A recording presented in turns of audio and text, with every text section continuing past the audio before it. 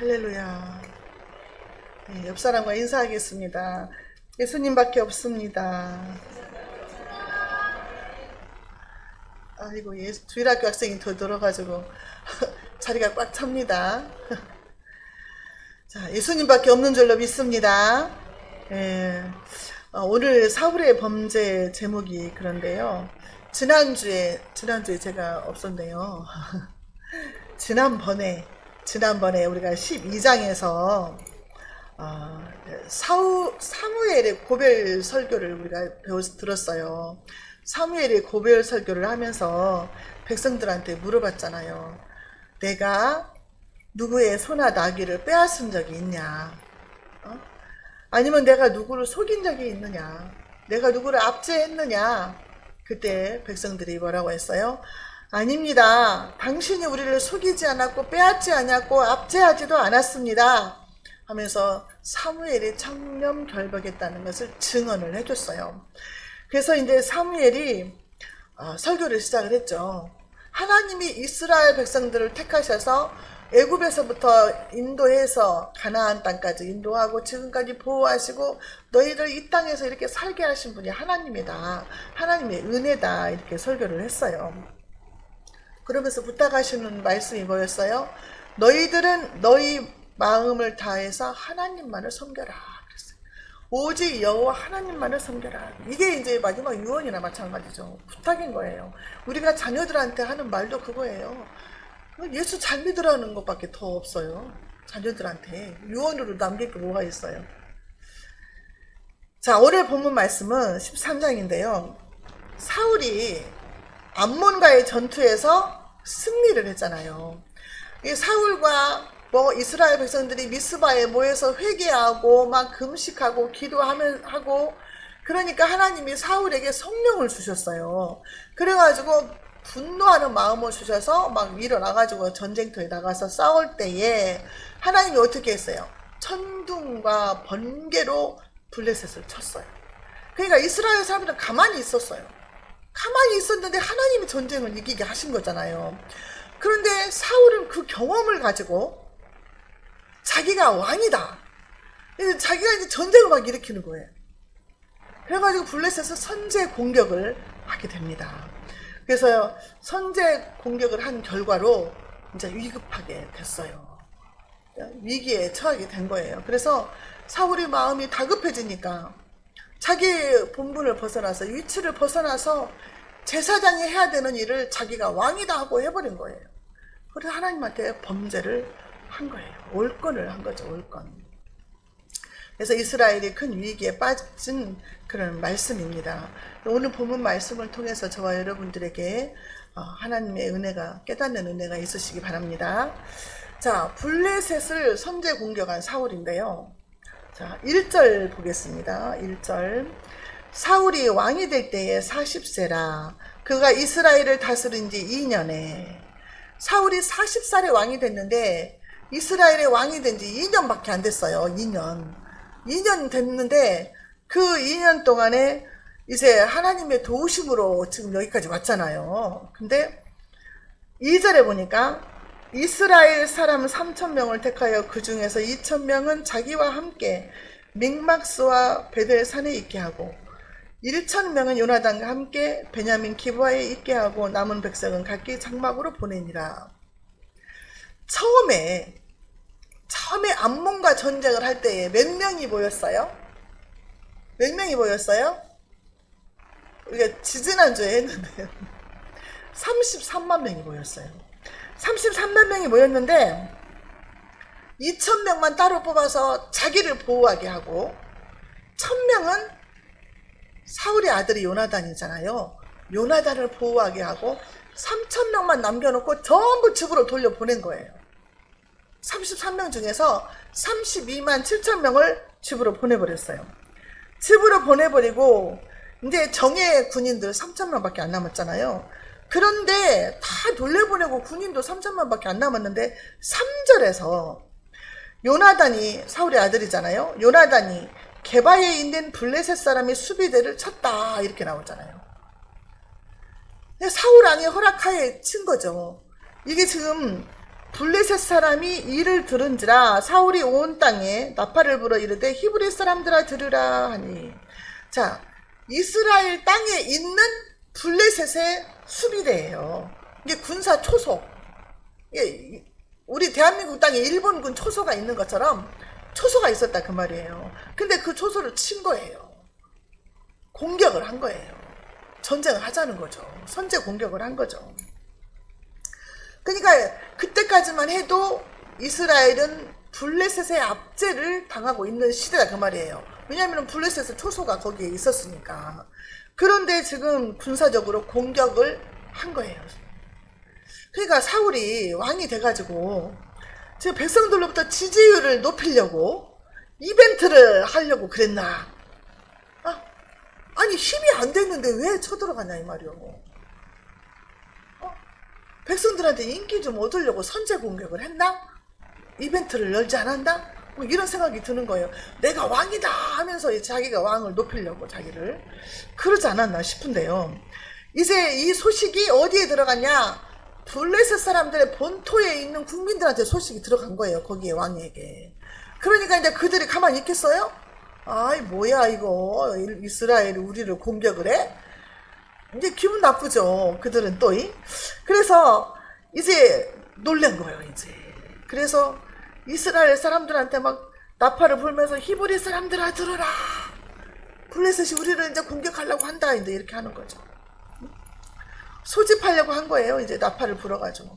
그때 또 이스라엘 백성들을 소집을 또 하려고 한 거예요. 다 보내놓고 나서 또 소집을 하는 거예요. 다시.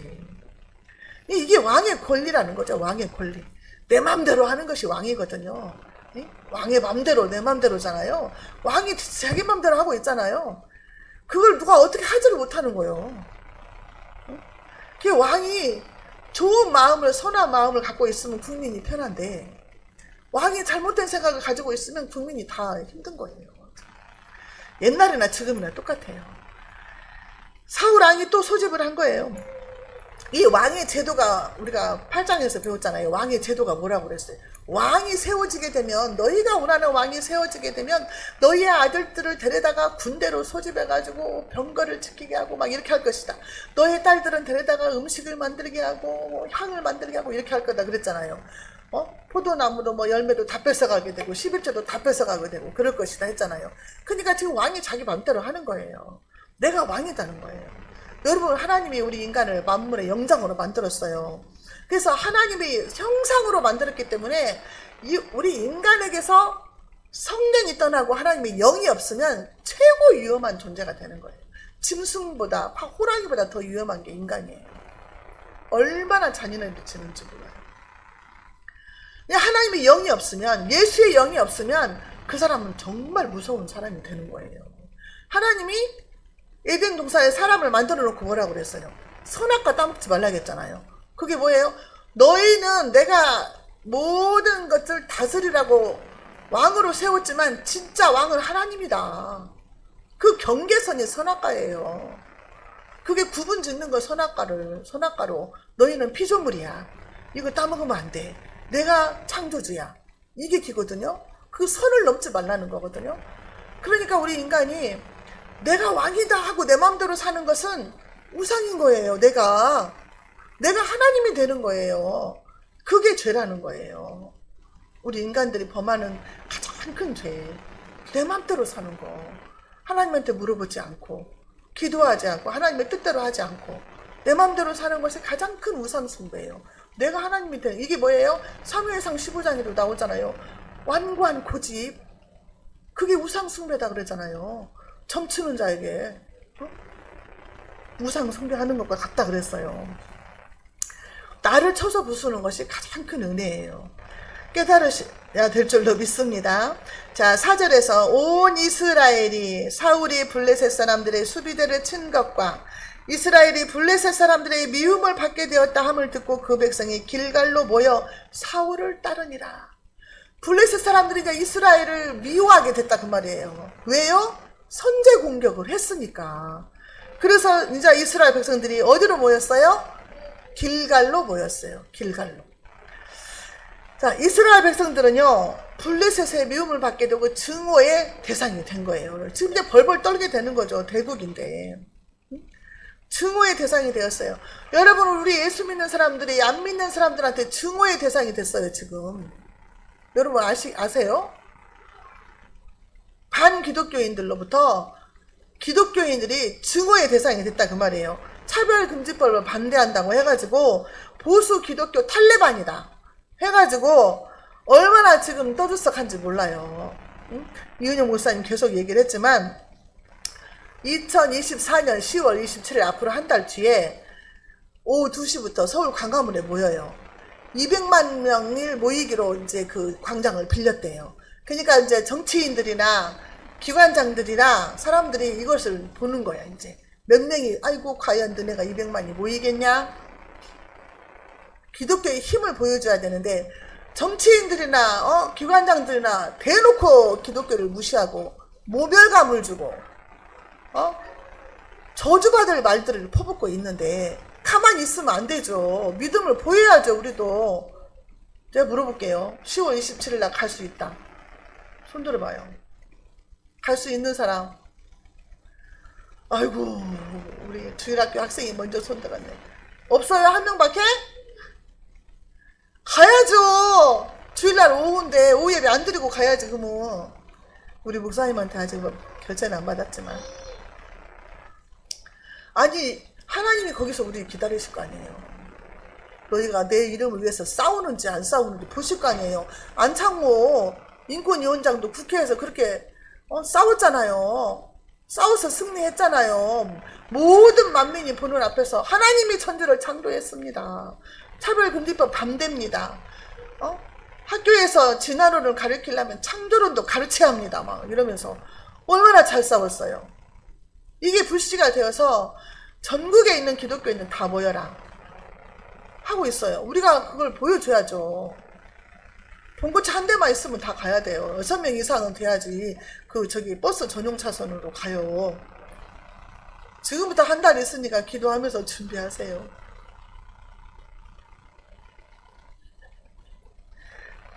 형편과 여건이 안 되시는 분은 어쩔 수 없지만 저는 가고 싶어요. 가서 그 자리에 있고 싶어요.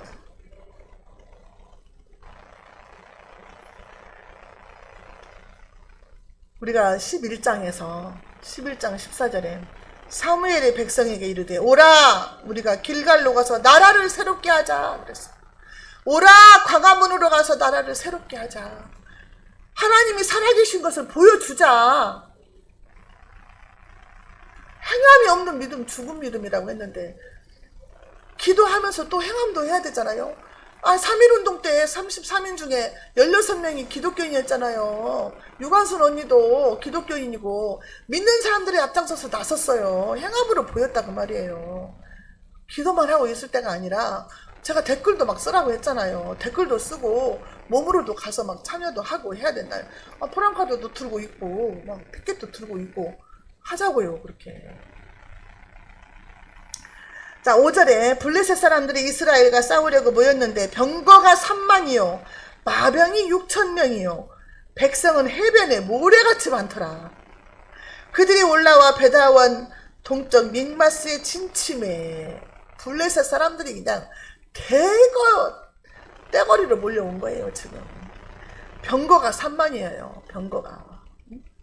마병이 말 타고 온 사람 6,000명이고요 백성은 해변에 모래알같이 많았다. 얼마나 많은 사람들이 몰려온지 몰라요. 지금 그래가지고 지금 쳐들어오려고 거기다가 장막을 치고 전면전 준비를 하고 있는 거예요. 이스라엘을 향해서. 우리 6.25 때도 중국이 인해전술 해가지고 막 밀려났잖아요. 일사후퇴 하고. 이 인간 방패로 막 물고 나온 거예요. 지금 6절에 이스라엘 사람들의 위급함을 보고 절박하여 굴과 수풀과 바위 틈과 은밀한 곳과 웅덩이에 숨으며. 이스라엘 백성들이 기겁을 하고 다 숨었어요. 막 굴로 숨고 웅덩이로 숨고 막 산 골짜기로 막 숨고 안 보이게.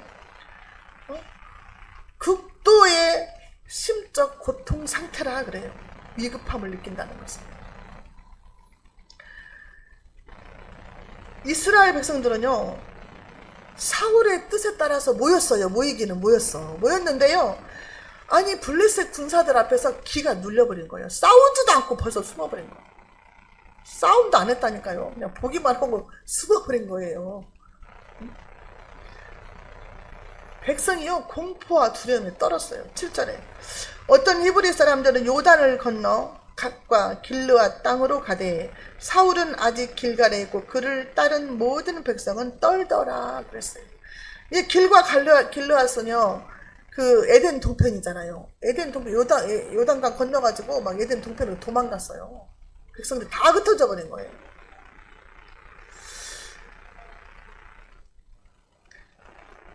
하나님은 근데요 하나님이 하시는 전쟁은 뭐라고 그랬어요? 적군이 숫자가 많고 적음을 두려워하지 말라 그랬거든요. 하나님이 함께 하시는 전쟁은? 근데 하나님을 떠난 심령은요 두려움이 정복을 해요. 내가 마음이 두렵다, 염려 근심이 꽉 차있다, 이건 사단이 들어온 거예요. 여러분이 그걸 아시고 쫓아내야 돼요. 나 염려 근심이 하도 많아가지고 아무것도 못한다, 두렵다 막, 그러면 두려움을 준다는 것은 사단이 공격을 한 거예요. 예수의 이름으로 떠나가라고 막 선포를 하면서 쫓아내야 돼요. 이스라엘 백성들이 두려움에 빠져 있었어요. 지금 사무엘상 7장에서요 미스바 전투 때도요 하나님이 큰 우레와 번개를 쳐가지고 이기게 했잖아요. 그때는 하나님이 함께 하셨으니까 이긴 거예요. 지금은 사울이 지 맘대로 전쟁을 일으킨 거잖아요. 그러니까 하나님이 함께 하실 리가 없어요. 전쟁은 하나님 손에 달렸다 그랬잖아요. 그걸 하나님이 함께 하셔야지. 자, 두 번째는요 사울의 범죄죠. 내가 왕이다 이거죠. 8절에 사울은 사무엘이 정한 기한대로 이레 동안을 기다렸으나 사무엘이 길갈로 오지 아니하매 백성이 사울에게서 흩어지는지라. 이레 동안 기다리라고 한 말씀이 있었죠. 자, 10장 8절에 너는 나보다 앞서 길갈로 내려가라. 내가 내게로 내려가서 번제와 화목제를 드리리니 내가 내게 가서 내가 행할 것을 가르칠 때까지 7일 동안 기다리라. 사무엘이 그랬거든요. 근데 7일이 돼도 안 오는 거야. 그럼 밤까지 기다려야 되는데 못 기다려. 마음이 너무 급해. 백성들이 사울에게서 흩어지는 거야 막. 백성들이 흩어지니까 너무 두려운 거예요. 그리고 어떻게 해요? 블레셋이 공격을 하려고 막 하니까 금방 쳐들어올 것만 같은 거야. 두려운 거예요 마음이. 그래서 두려움과 공포 속에서 자기 마음대로 해놨는데 사울은요 여기에서 하나님을 찾지 않아요. 하나님 앞에 부르짖지 않아요. 기도하지 않아요. 하나님 도와주세요 살려주세요 하지 않아요. 사무엘만 기다려요. 눈에 보이는 사무엘 인간. 우리가 신앙은 1대1이잖아요. 우리가 무슨 일 있으면 하나님한테 부르짖고 기도해야 내가. 그냥 목사님만 찾아가서 목사님 어떻게 해요 하면서 자기는 기도 안 하고 이런 경우인 거예요. 사울은 기도도 안 해요. 하나님 앞에 달려달라고 하지도 않아요. 사무엘만 의지하는 거예요. 저와 여러분들이 환난이 있을 때는 부르짖고 기도해야 돼요. 시편 50편 15절에 환난 날에 나를 부르라. 내가 너를 건지리니 네가 나를 영화롭게 하리라. 하나님께 부르짖으면 하나님이 해결하신다는 거예요. 하나님은 우리의 눈물을 보시고 우리의 고통을 아신다. 우리의 신음소리를 들으신다 그랬어요. 모르는 게 없으세요. 모든 문제 하나님 전능하신 하나님이시고 아니 계신 곳이 없는 하나님이세요. 제발 하나님 좀 붙잡으세요. 하나님 살려주세요. 이 말만 해도 돼요. 하나님 우리 신음소리도 들으세요. 내가 어떻게 기도해야 될지 모를 때 하나님 다 아신다니까요. 주님 도와주세요. 이 한마디만 해도 돼요.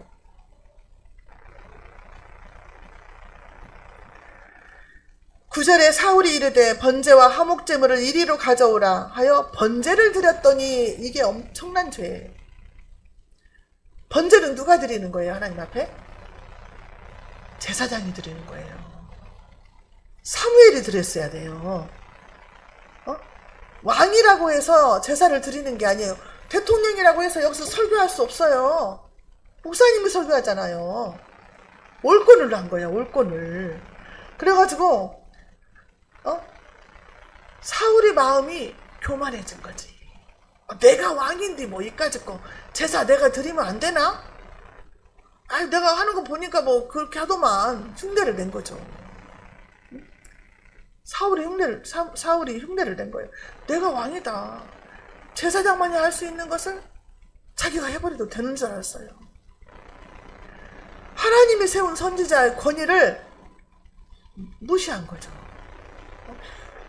무시한 거예요. 목사님을 무시한 거예요. 하나님이 세운 사람을 무시하면 안 돼요. 자기가 대통령이라고 해도. 대통령은 인간이 뽑은 거고 목사님들은 하나님이 기름 부어서 세우신 거예요. 안수해서. 그런데 보세요. 10절에 번제를 드리기를 마치자 사무엘이 온지라 사울이 나가 맞으며 무난하며. 그러니까 조금만 더 기다렸으면 사무엘이 와서 했을 거 아니에요. 마치자마자 사무엘이 온 거야. 그러니까 그때를 일부러 그렇게 왔을 수도 있어. 왜냐하면 어떻게 하는가 보려고. 7일 마지막 시간에 왔을 수도 있어요.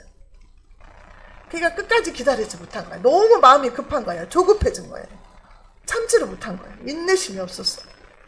자, 11절에 사무엘이 이르되 왕이 행하신 것이 무엇이냐 하니 사울이 이르되 백성은 내게서 흩어지고 당신은 정한 날에 오지 아니하고 블레셋 사람은 믹마스에 모였음을 내가 보았으므로. 응? 사무엘이다. 당신 무슨 짓을 한 것이냐? 책망하는 거죠. 왕이 행하신 것이 무엇이냐? 이것은 너 미친 짓 했다 이 말이에요. 너 무슨 짓 했냐? 그러니까 핑계를 대는 거지. 세 가지로. 당신이 정한 기한에 오지도 않고 블레셋은 쳐들어오려고 하고 백성은 다 흩어지니까 내가 마음이 조급해서. 12절에 이에 내가 이르기를 블레셋 사람들이 나를 치러 길갈로 내려오겠거늘 내가 여호와께 은혜를 간구하지 못하였다고 부득이하여 번제를 드렸나이다. 부득이해서 어쩔 수 없이 내가 번제 드렸습니다. 그렇게 한 거예요. 자, 13절에 사무엘이 사울에게 이르되 왕이 망령되이 행하였도다. 왕이 왕의 하나님 여호와께서 왕에게 내리신 명령을 지키지 아니하였도다. 그리하였더라면 왕께서 여호와께서 이스라엘 위에 왕의 나라를 영원히 세우셨을 것이거늘. 왕이라는 말이 너무 많이 나오죠. 왕. 여기서 왕은요, 백성이 원해서 세운 왕. 하나님이 원한 왕이 아니라 백성들이 원해서 세운 왕. 그 왕이 하나님의 말씀을 지키고 순종했더라면 하나님이 당신의 왕의 나라를 영원히 세우셨을 것인데 너무 망령된 일을 행했다. 하나님의 명령을 왕은 지키지 않았다는 거예요. 14절 지금은 왕의 나라가 길지 못할 것이다. 여호와께서 왕에게 명령하신 바를 왕이 지키지 아니하였으므로 여호와께서 그의 마음에 맞는 사람을 구하여 여호와께서 그를 그의 백성의 지도자로 삼으셨느니라. 여호와의 마음에 맞는 사람이 누구예요? 누구예요? 다윗이죠. 다윗은 하나님의 마음에 합한 자라 그랬어요. 하나님이 이미 마음의 결정을 내린 거예요. 사울은 버리고 다윗을 세웠다. 마음에. 그래서 다윗을 2대 왕으로 이스라엘 2대 왕으로 세우겠다는 거죠. 15절 사무엘이 일어나 길갈에서 떠나 베냐민 기브아로 올라가니라. 사울이 자기와 함께한 백성의 수를 세어보니 600명가량이더라. 여러분 앞에 사무엘이 이렇게 말을 했다면 어떻게 해야 될 것 같아요? 엎어져서 잘못했다고 하나님 앞에 기도해야 될 거 아니에요. 회개하고 살려달라고 해야 될 거 아니에요. 근데 사울이 떠나고 나니까 몇 명 남았는가 숫자를 셌다는 거예요. 그 군인들 숫자를, 백성을. 이게 딱 600명밖에 안 남은 거예요. 자기 힘으로 어떻게 해보겠다는 거지. 싸워보겠다는 거죠. 군사 숫자를 셌다는 것은. 하나님 필요 없다는 거예요. 하나님 믿음이 없어요 지금. 이런 죄를 지적을 당하면 바로 엎드려 기도해야 돼요. 금식하고 철야하면서 살려달라고 하나님께 몸부림을 쳐야 되는 거예요. 근데 그게 없어요. 사울은. 하나님을 찾질 않아요. 회개도 안 해요. 지적을 했는데도. 그리고 남은 숫자를 세요. 남은 숫자 가지고 전쟁해서 이길 수 있을까? 그게 선하는 거야 지금. 머리만 굴리는 거예요 지금. 우리 인간의 모습이 그렇다는 거죠.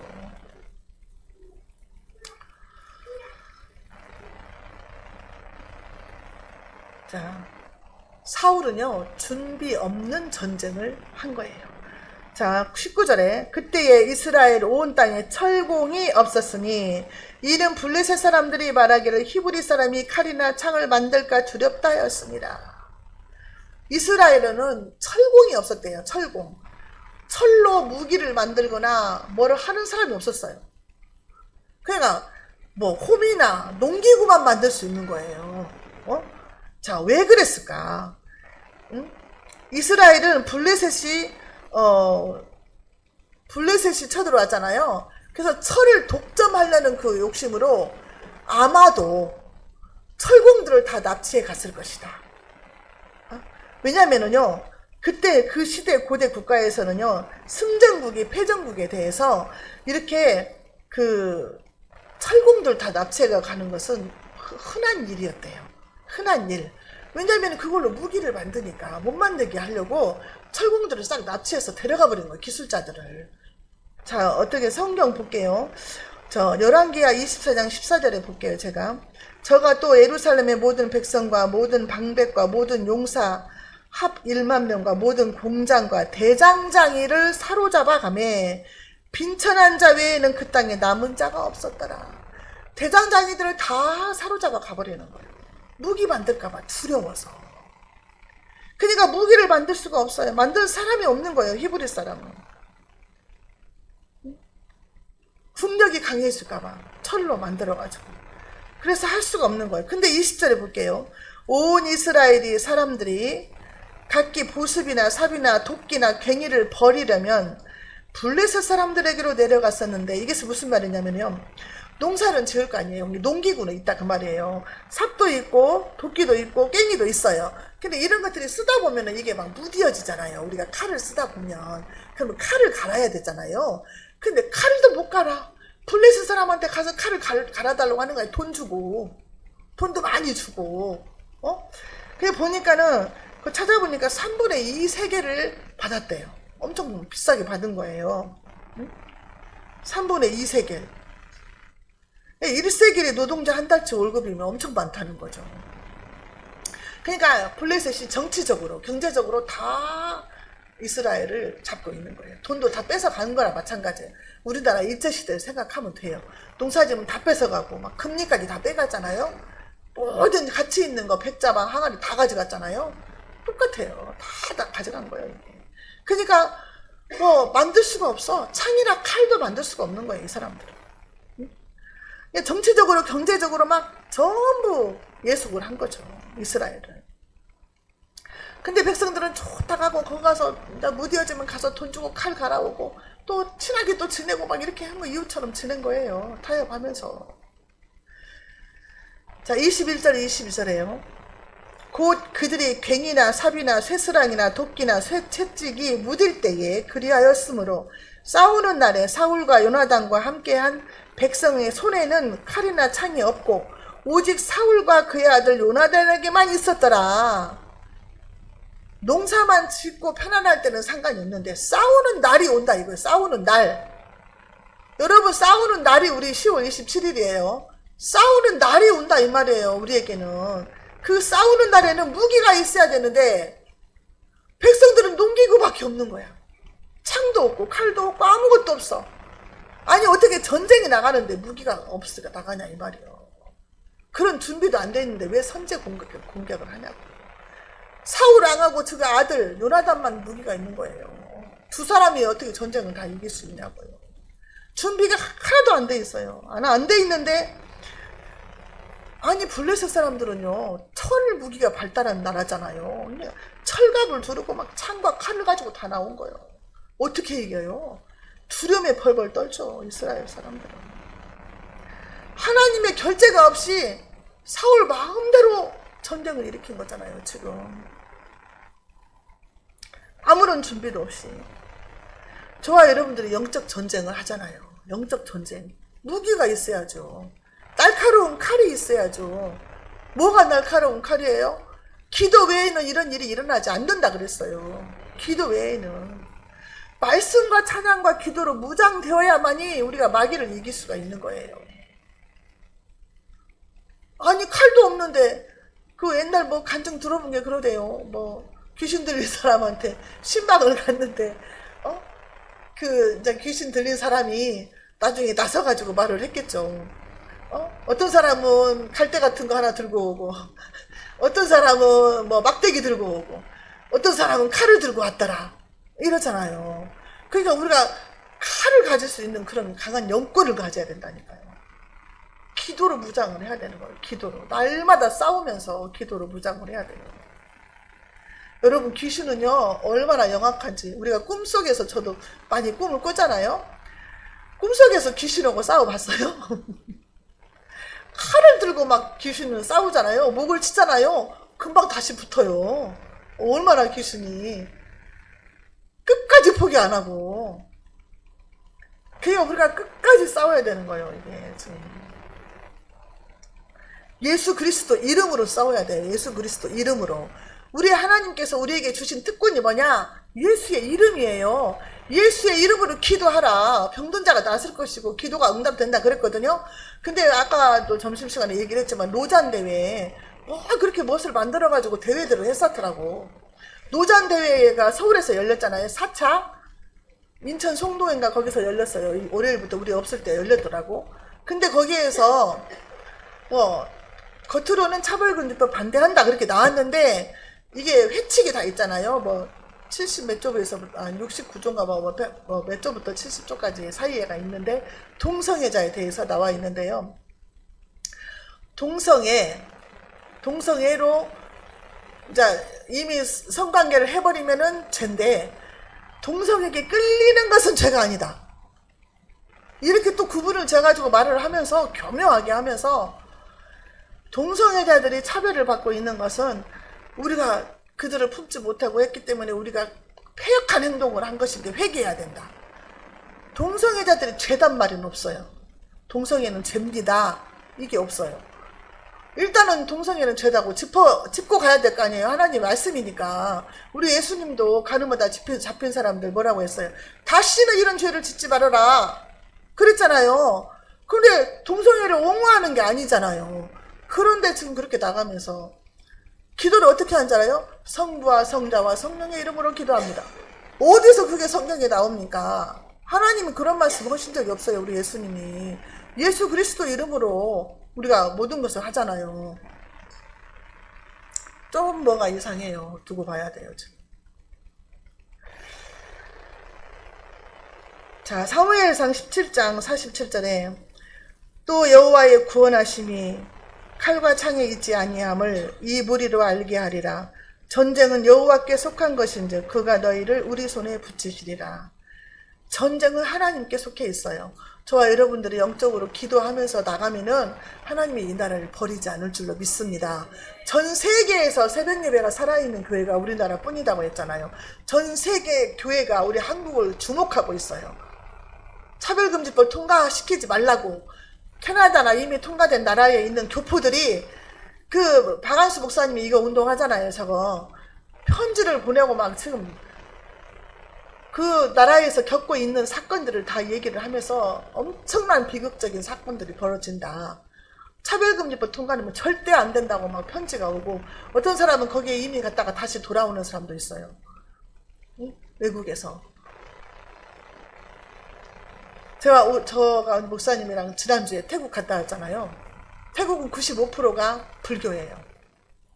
근데 국교는 아니에요. 불교가. 국교 나라에서 정한 국교는 아니에요. 그런데 5%만 이제 다른 종교를 갖고 있는데요. 이렇게 호텔에서 우리가 자잖아요. 그러면 호텔의 입구에 양쪽에 이만한 부처 섬기는 게 있어요.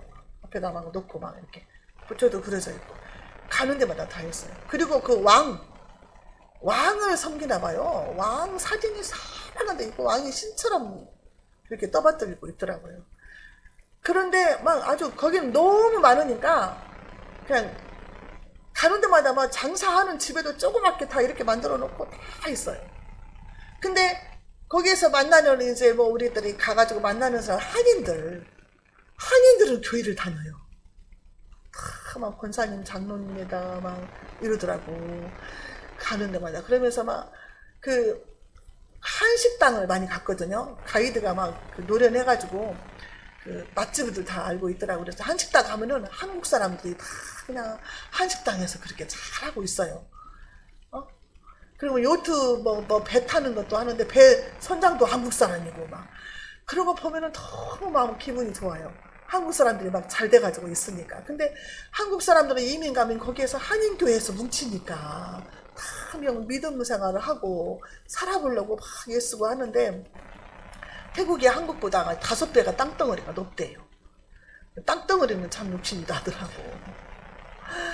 그런데 태국은 이미 차별금지법 통과된 나라예요. 동성애 인정하는 나라고 그 점포에서 마약도 팔아요. 마약도 허가가 됐어요. 그래가지고 거기서 마약을 먹는다든가 뭐 사가지고 온다든가 하면 다 걸리는 거죠. 그러니까 외국에 나가서 사는 사람들이 마약을 많이 해요. 거기는 막 자유로우니까. 근데 한국에 돌아오면 걸리죠. 근데 한번 그거 먹으면 헤어나올 수가 없잖아요. 근데 막 그 가게 문에다 썰어놓고 녹색으로 돼 있어갖고 녹색 이파리가 이렇게 그려지는 게 마약 파는 가게래요. 거기서 그냥 대놓고 팔아요. 담배 팔듯이. 그런 나라예요. 그런데 우리가 다니면서 뭘 느꼈겠어요? 와, 이렇게 많은 사람 가운데 하나님이 나를 택했네. 나를 택해주셨네. 너는 내 것이다고 딸 삼아주셨네. 내가 어쩌다 예수를 믿었을까? 이 말씀이 이렇게 믿어지는 기적이잖아요. 기적. 너무 감사한 거죠. 내가 뭐라고 83억 그 인구 중에서 하나님이 나를 택해 주셨어요. 내가 얼마나 존귀한 자인가, 얼마나 보배로운 사람인가. 하나님이 눈동자같이 우리를 보신다고 했잖아요. 눈동자같이 눈 깜빡이지도 않고 보신다고 했잖아요. 그렇게 우리를 사랑하세요. 믿으셔야 돼요. 하나님이 각 사람 한 사람 한 사람을 이렇게 사랑하세요. 하나님이 나를 위해서 예수님을 십자가에서 죽게까지 하셨잖아요. 누가 나를 대신해서 죽겠어요? 부모도 그거 못해요. 아무도 못해요. 근데 예수님이 나를 위해서 십자가에서 대신 죽어주셨어요. 핏값으로 우리를 사셨어요. 우리가 얼마나 존귀한 자예요.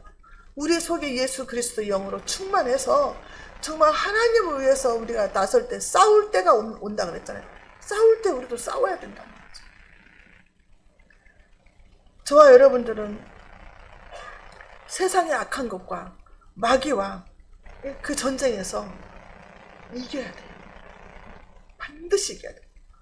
마귀를 대적하라. 그러면 그가 너희를 피할 것이다 그랬어요. 마귀. 그 박예녹 집사님 얘기했잖아요. 그때 지금 목사님 되셨는가 했는데 무당하다가 예수 믿고 구원받았잖아요. 그러니까는요 귀신이 다 보인대요. 막 어깨에도 붙어있고 막 머리에도 붙어 귀신이 보인대. 그러면은 성경에서 배운 대로 막 나사렛 예수의 이름으로 명하는 이 귀신아 떠나가라 하면은 이게요 물거품처럼 싹 녹아지더래요. 그런 걸 보여주셨대요. 그러니까 그것을 상상하면서 예수 그리스도 이름으로 명하는 이 내게서 떠나갈지어다. 내 마음을 어둡게 하고 두려움게 하고 염려 근심하게 하는 더러운 귀신아 나사렛 예수의 이름으로 명하는 이 내게서 떠나갈지어다 이렇게 선포하면서 이겨야 된다는 거예요. 그리고 우리가 존귀한 자로서 하나님의 오른손에 붙들려서 쓰임받아야죠. 한번 먹고 가면 안 되잖아요. 말씀과 찬양과 기도로 거룩함으로 또 말씀의 순종함으로 저와 여러분들은 반드시 이겨야 될 줄로 믿습니다. 기도하겠습니다. 살아계신 아버지 하나님 감사합니다. 우리가 무엇이길래 이처럼 사랑하여 주셔서 하늘의 별과 같이 바닷가에 모래알같이 많은 사람 가운데 우리를 택하시고 너는 내 것이라 내 딸이다 내 아들이다 자녀 삼아주신 아버지 하나님 감사합니다. 우리가 힘들고 어려울지라도 우리가 너무너무 힘들어서 기도할 수 없을 때에도 성령께서 나를 대신해서 기도해 주시는 줄로 믿습니다. 우리의 신음소리도 들으시는 주님, 우리의 형편과 처지를 아시는 주님, 우리의 마음을 만지시고 치료하시고 항상 기뻐하라 하신 주님의 말씀처럼 우리의 심령 속에 어둠이 떠나가고 염려 근심이 떠나가고 기쁨이 샘솟게 하여 주시고 예수의 영으로 충만하게 하시며 말세의 전신갑주로 옷 입고 반드시 승리하게 하여 주옵소서. 예수님의 이름으로 기도하옵나이다. 아멘.